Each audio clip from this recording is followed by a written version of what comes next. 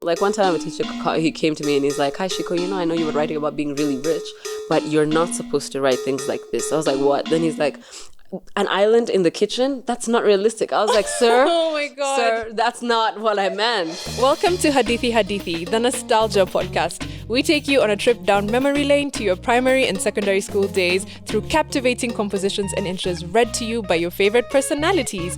My name is Mariam, television and radio personality and an aspiring foodie. And today I have the very lovely Ciku Shire. You may know her from your screens. She's also a singer, songwriter, actress, model, content producer. Just CV longer than, I don't know, man, the Silk Road. You know what it is. In this industry, you can't just have one job. Facts on absolute facts. Yeah. So we have a really lovely intro, a composition actually to get through today. Okay. And I wanted to first of all find out about your school background. I know you did KCPE, right? Yeah, unfortunately for me. Yeah. Unfortunately for all of us. And then you transitioned to Igcse. I did. I was in so many 844 schools. I was a very bad kid. How many? Give us an exact number. Oh God, I have to count. I think 7. In a span of 8 years. There's a time I was in 3 schools in 1 year. Okay. What was going on, Ciku? Everything. I never understood why they were so mean. And in 844, teachers love to power trip. So first I'm going to ask, what is the equivalent of a composition in Igcse?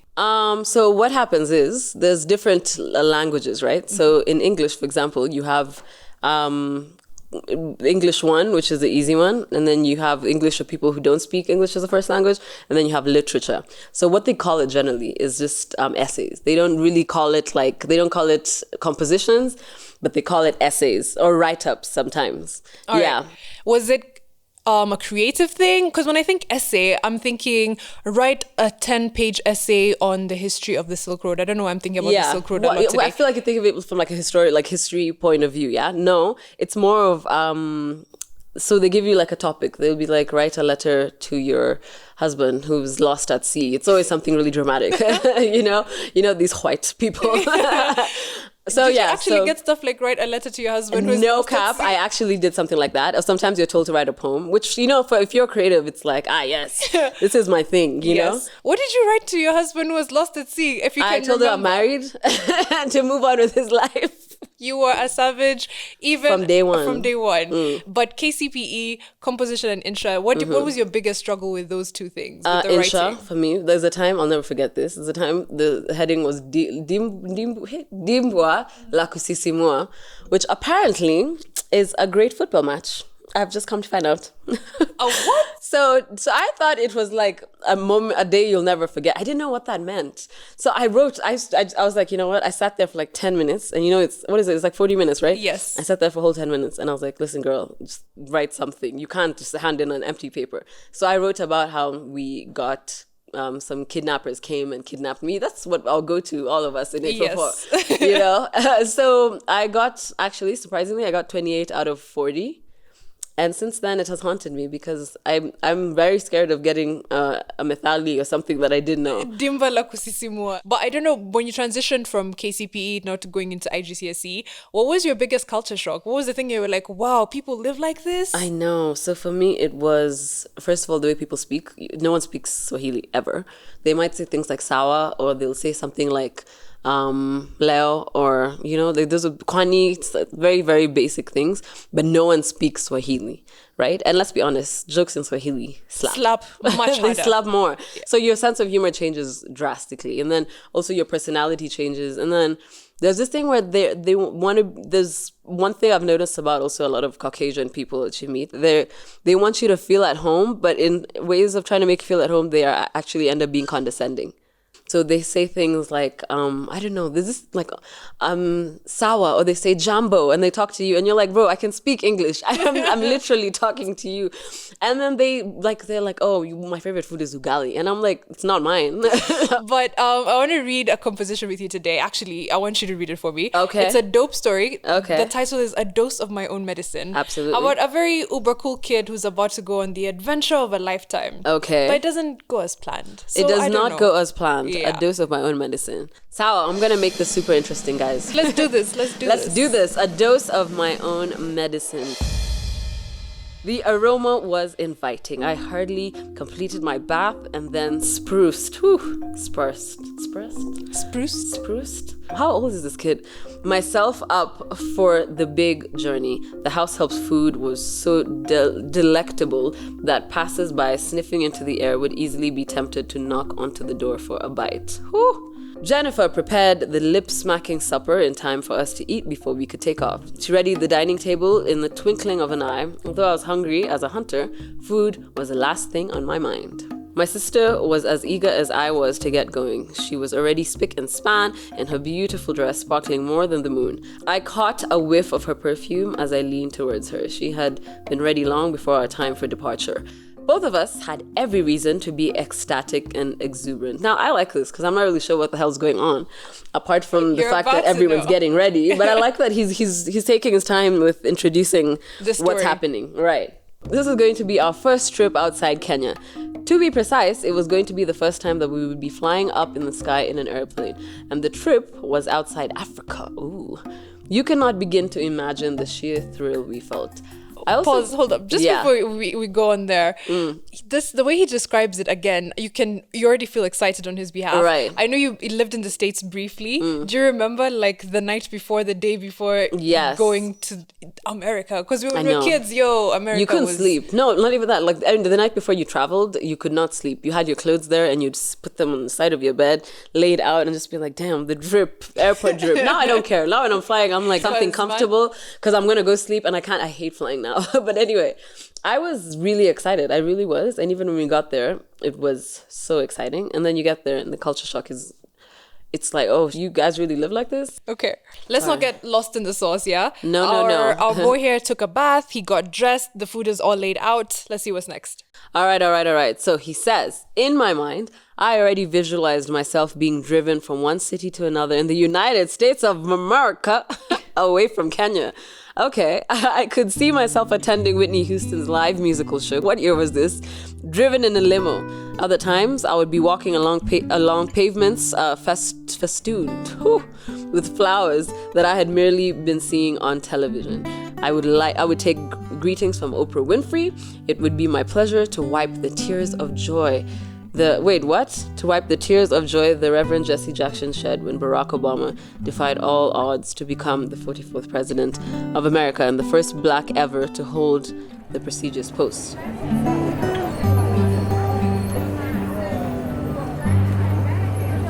I heard of such great cities like Washington, D.C., New York, Texas, etc.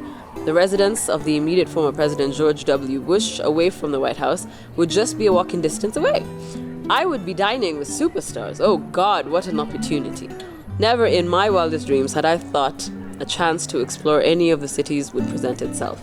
And now I was headed right there. Wow, this is so well written. It is, and I think we have a timeline now. I'm guessing 2008 because Obama is apparently, I think he's taking the presidential stage for the first time. And it's definitely before Whitney Houston passed away. So now we have a great timeline to figure out. This is good. This is really good. All right. So I never had the slightest wink of sleep the previous night. That's all of us. All of us before a big trip. Every time before a trip, oh my God. Do we do that now? I still do if I'm really excited to go. Even if it's somewhere I've been before. Yeah. It won't be 0 winks of sleep, but I will struggle sleeping. No cap. I'm also a last minute packer. Yeah. But our boy was very, very well prepared. Yeah. Taking no chances. Taking no chances at all. So he said I never had the slightest wink of sleep the previous night. I had kept tossing and turning in bed throughout the night. Time seemed to be moving too slowly for my liking. I was looking forward to meeting my kith and kin, the popular Mr. Barack Obama. Oof, okay. To give him my congratulations. In fact, he was the one who invited us there to witness the inauguration. What? Maybe I would even get a school there and forget all about Kenya altogether. Isn't this every Kenyan? Every single Kenyan, when Barack Obama was being inaugurated, we were all somehow related to him. Yeah. And also this American dream, obviously for him, getting out of here would be the way forward. Yeah, Kabisa. I know. I don't know why that was, the American dream was sold to us when we were not Americans. And not colonized by America. It's like, we should have the British dream of trying to colonize everyone. What's the British dream though? Colonizing everyone. I don't dream of fish and like tea and baked beans. I feel like the British dream was always just to get everyone to do what they do. Like to colonize every single part of the world. Remember when they said the sun doesn't set on the British Empire? Ugh. I know. Okay, I really wonder about this guy's storytelling though, because he says Barack is the one who invited them there for the To witness the inauguration, right? I mean, how do you feel like compositions should be somewhat realistic? I feel so too. I always, even like when we write about extreme wealth, you want to just keep it like, sometimes, you write things your teacher doesn't know. Like one time a teacher, he came to me and he's like, hi, Shiko, I know you were writing about being really rich, but you're not supposed to write things like this. I was like, what? Then he's like, an island in the kitchen? That's not realistic. I was like, sir, oh my God, sir, that's not what I meant. You know what I'm saying? Are you serious? And so sometimes you don't know who's going to be marking your paper, so it's better to you just need to tone it down. Yeah, like, okay, I don't think they'll even understand this English. Our boy is headed to the States. So I'm wondering what happens next, because he's laid out the description so perfectly. He has, but then right. I also need the story to start at this point. Me too. And I really need to know what a dose of his own medicine is. So let's see. All right. So I looked to our house help and could not help sympathizing with her. Every member of my family was going to traverse the length and the breadth of the sea into the most beautiful country on earth. Yes, she was going to stay behind to look after our house. Oh, poor she. There would be 30 other relatives from up country in Kogelo, where the remains of Obama's father had been interred. So at school, I had watched the eyes of my fellow pupils sink in their sockets as they wished us a safe journey. I knew inwardly they envied us for the stroke of good fortune that had come our way. Most of them begged me to bring them nice presents from the States. Without hesitation, I swore to them all that I would carry each one of them something special. All right. I felt important. I was the happiest person in the whole world. For the upteenth time, I looked at the sky above, even in the darkness. I would be up there watching everything from above. Time was moving slowly, but I knew more than 4 hours left would arrive at last. My parents drove to the compound. I shivered. My heart throbbed like an engine.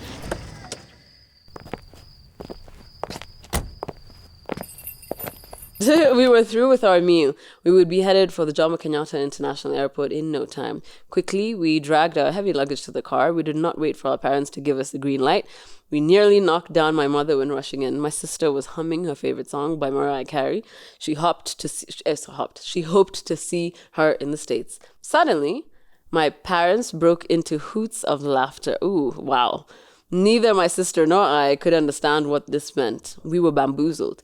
We tried to ask them what was funny. They laughed even more. Their ribs obviously hurt them.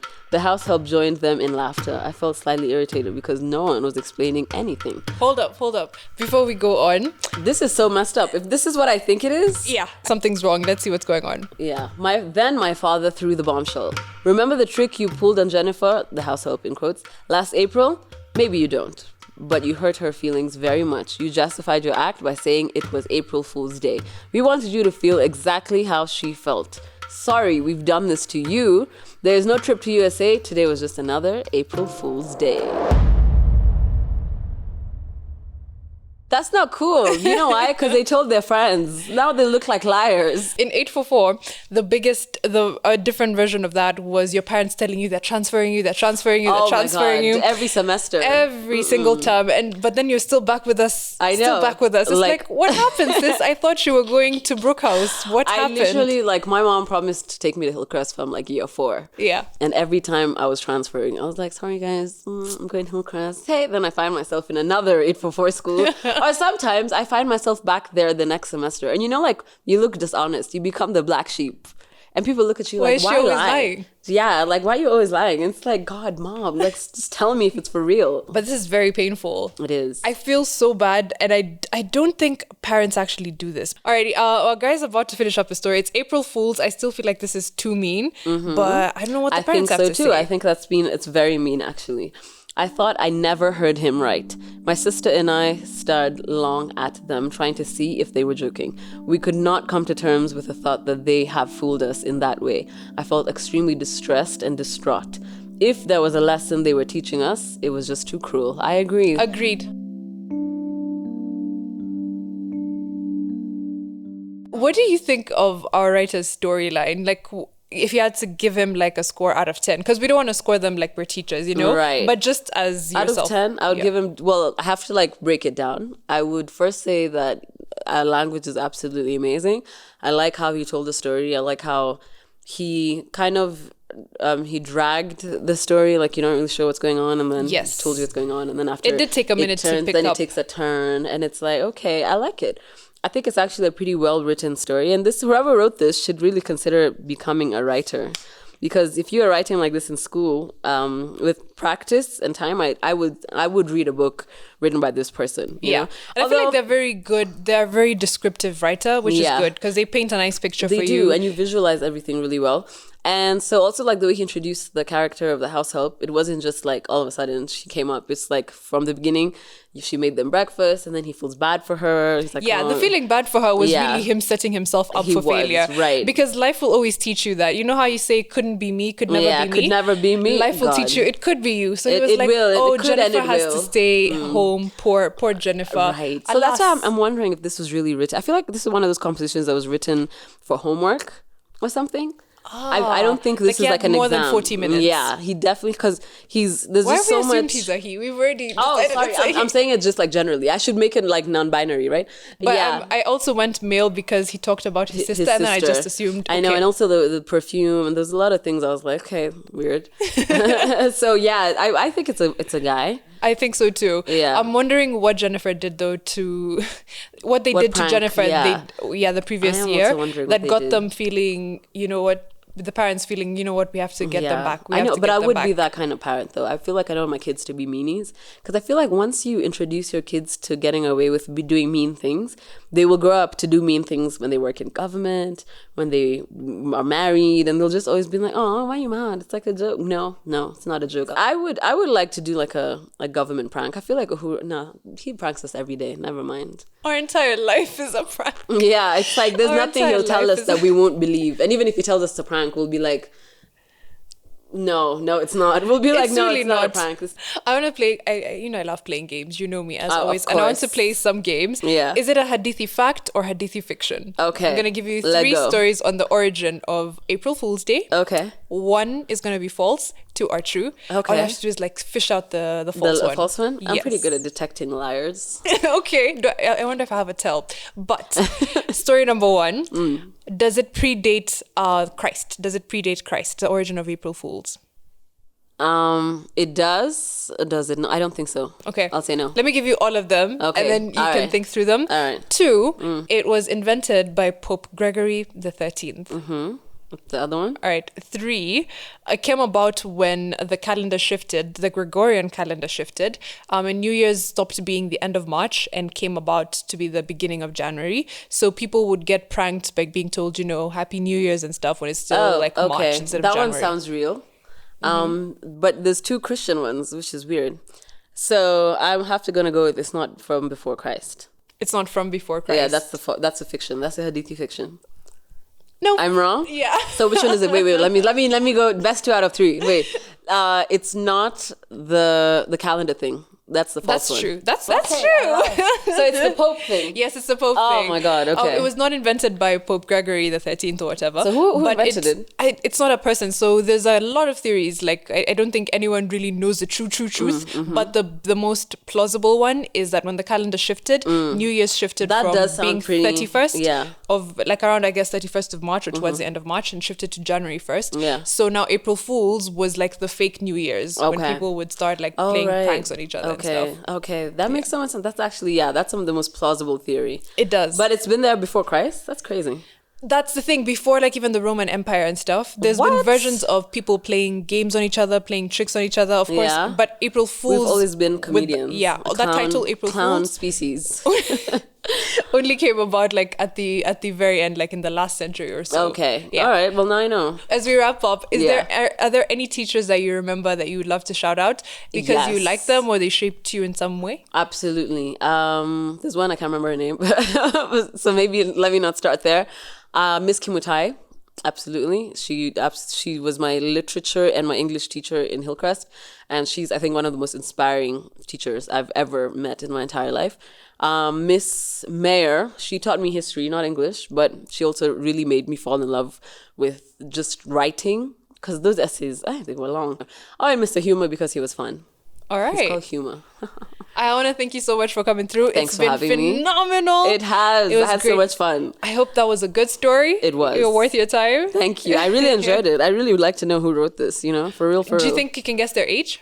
I feel like they're 17, 18, like Form 4. Yeah. Yeah? Yeah. Is that true? I agree. Yeah? I'm not sure. I don't know. Yeah, I don't know, but I think so. Yeah. And gender, I think we both agree male. A guy? Probably. Yeah, it looked like a guy. We'll do the same on our Twitter and our Instagram. You guys can guess the gender and the age of our very esteemed writer here. Absolutely. And they did a good job, so we thank them for the And efforts. if you're the one who wrote this, big up. This is really nice. Shout outs. Thank you at home for listening as well and for being with us. Remember to find us on all the platforms: Spotify, Apple Music, SoundCloud, Anchor. Everywhere you find a podcast, you will find us. And follow the Twitter page at HadithiPod, on Instagram at HadithiPod as well. And then listen in for, next time's shenanigans, next time's guest, next time's interest/composition. It's been real. Again, Ciku, thank you for making time Thanks for us. for having me. I had so much fun.